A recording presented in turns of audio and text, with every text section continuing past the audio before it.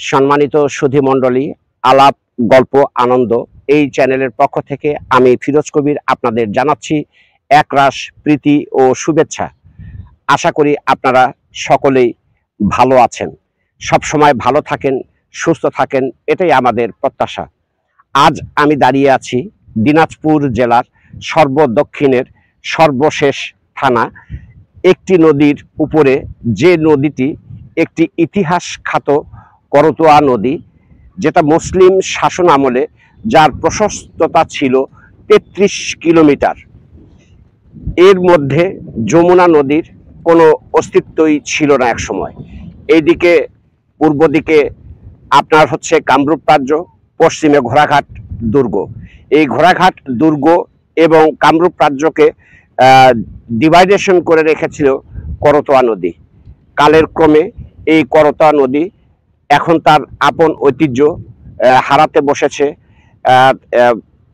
ভারতীয় আগ্রাসনের কারণে।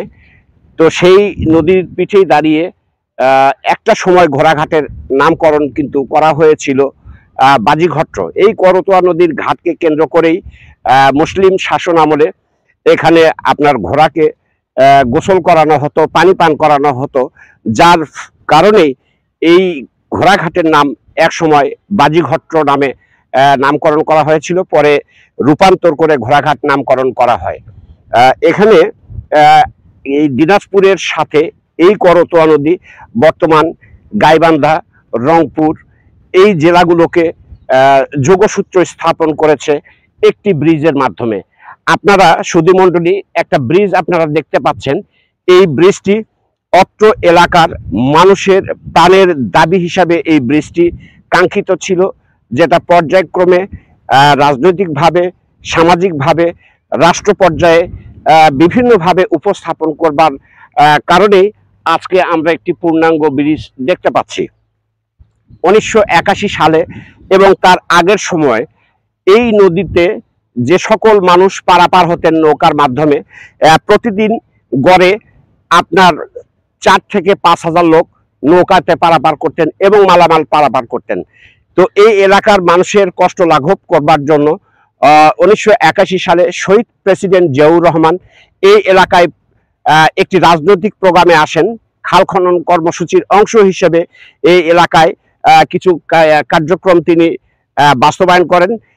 সেক্ষেত্রে ওই কর্মসূচিতে এই এলাকার মানুষের একটা প্রাণের দাবি হিসেবে এই করতোয়া নদীতে একটি ব্রিজের আবেদন করা হয়। উনি প্রতিশ্রুতি দিয়ে যান যে এই নদীর উপরে একটি পূর্ণাঙ্গ ব্রিজ নির্মাণ করা হবে।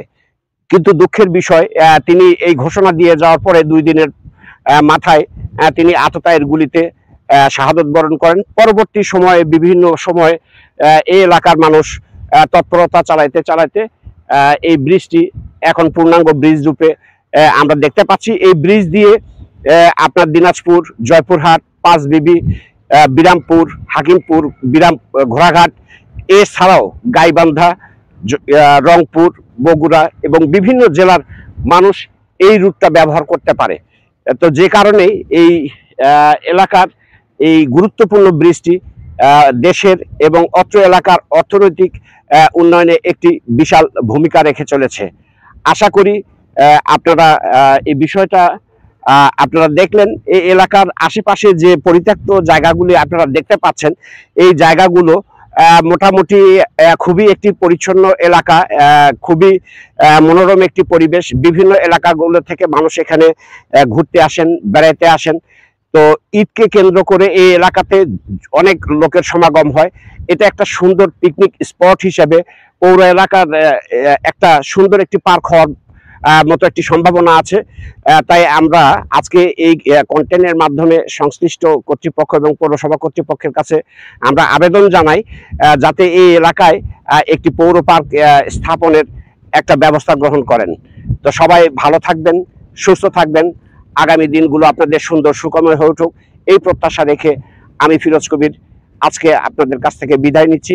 সবাই ভালো থাকবেন, সুস্থ থাকবেন। আসসালামু আলাইকুম।